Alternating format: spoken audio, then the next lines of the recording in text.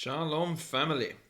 I tell you, every time I look, if I go to bed tonight and I wake up tomorrow morning, the one thing I see evident, like powerfully evident all the time, day by day, is the lack of love in the world between people. Never mind between nations and sovereigns and kingdoms and things like that. Just general people, people of the same groups, people of the same backgrounds, people of the same family, people in the same churches. Love has grown cold. Now we know very clearly and obviously, reading our Bibles, as we should, to be prepared for a time such as this. If you go to Matthew 24 verse 12, Jesus Christ warns us that here in the end times, in these final moments before we fly, lawlessness will abound and the love of many will grow cold. The New Testament also tells us that many will be offended. We see this everywhere. Lawlessness is rampant in every single country. In South Africa, we take for granted just how lawless it has become over the years. But in America, in Europe, everywhere, it is lawless. All over the world, lawlessness abounds. And the love of many has grown cold. Sadly, even amongst believers. To the point that you can clearly see somebody in need of help, but people would rather film it or stream it or upload it for likes and followers than actually get involved and do something to help said person. So that whole intro discussion that I'm sharing with you now comes down to the first two articles I want to share with you of the most recent worldwide news, and that is a family of 4 has been arrested after a Florida home was discovered with caged adopted children. The stomach-churning details have come to light after a family of 4 was arrested for abusing and caging 9 foster children, one of whom was 7 years old. Brian Griffiths, 47, Jill Griffiths, 41, and their biological adult children, Dalen Griffiths, 21, and Liberty Griffith, 19, were arrested in Fort White, Florida on July the 22nd for these crimes. They all face felony charges of cruelty to children and horrific abuse inflicted against kids in this house of horrors. It's sickening how people can do things like this, obviously for financial gain or whatever other sick reasons they had to do this. Those children needing help mentally, psychologically, after going through this. How did no one check on them? So many, 9 foster children, and no one's bothered to do a feasibility check and go around the home regularly and see that it's all right, that they're not living in cages. Mankind can't be trusted anymore. And in a comparing article in the same period, parents leave their 10-year-old son at the airport so they could catch their flight. I can't imagine reading things like this 5 years ago. But now most people wouldn't bat an eye because this has become the norm. The couple reportedly left their 10-year-old son at the Barcelona airport after his passport had expired because they didn't want to miss their flight to their home country. The mom and the dad left. Who leaves their 10-year-old child in a foreign country at the airport and goes home because you don't want to miss your flight? I'd rather miss my flight. The Sun reported that a terminal worker at the airport said the couple left Barcelona's Joseph Barcelona El Prat airport on Wednesday without their child, choosing to have a relative come and pick him up. Airport staff found the boy by himself and alerted the authorities. He told them his parents were on a plane on their way to their home country, going on vacation, she said. Contact was made with the plane's pilot, who confirmed that the police told him there was a minor in the car park and asked passengers if someone had left the child in the terminal, and no one answered. The parents were located, however, and accompanied by another child and taken to the police station. Now, they continue to say, sure, so you contacted family, but you left him there all alone. In the world we live in today, with child trafficking being high, a 10-year-old, how long did that relative take to get there? He could have taken 3 hours, he could have taken 6 hours. It could have taken longer, depending on various factors not thought about. And they left their child there and went home. I don't even have words. The only thing is the words of Jesus, that the love of many will grow cold. Even people's love for their own children. How sick and twisted has this clown show really become? Then nuclear bluff or step towards World War III escalation. Trump's submarine threat. Now, in a post which simultaneously caused consternation and a scratching of heads in high offices from London to Moscow, the US president elevated a social media spat with Dmitry Medvedev.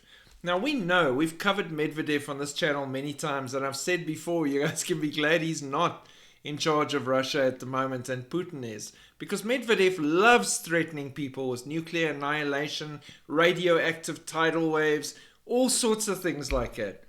This is the first time a leader has taken action based on Medvedev's tirades on social media.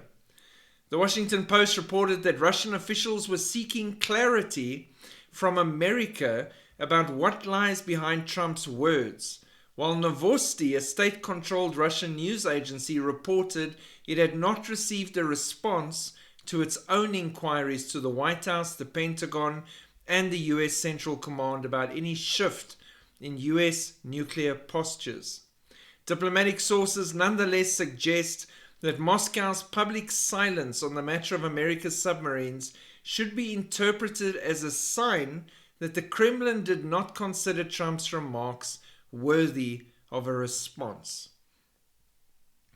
and that it's not a move up the nuclear ladder. What they're failing to say is that the Belgorod is still out there. From my last checks in the last 24 hours, currently spotted in the Barents Sea, which is very close to where it needs to be to cause major nuclear conflagration in either the UK or the US. So maybe that's why Putin's just keeping quiet. His assets, all 87 of them, if I have my numbers right, nuclear submarines, are well dispersed in various areas awaiting instruction. So while the very, very rich millionaire/billionaire leaders go at each other on social media, it's going to take one misstep for things to spiral into a place you can't come back from. Mutually assured destruction.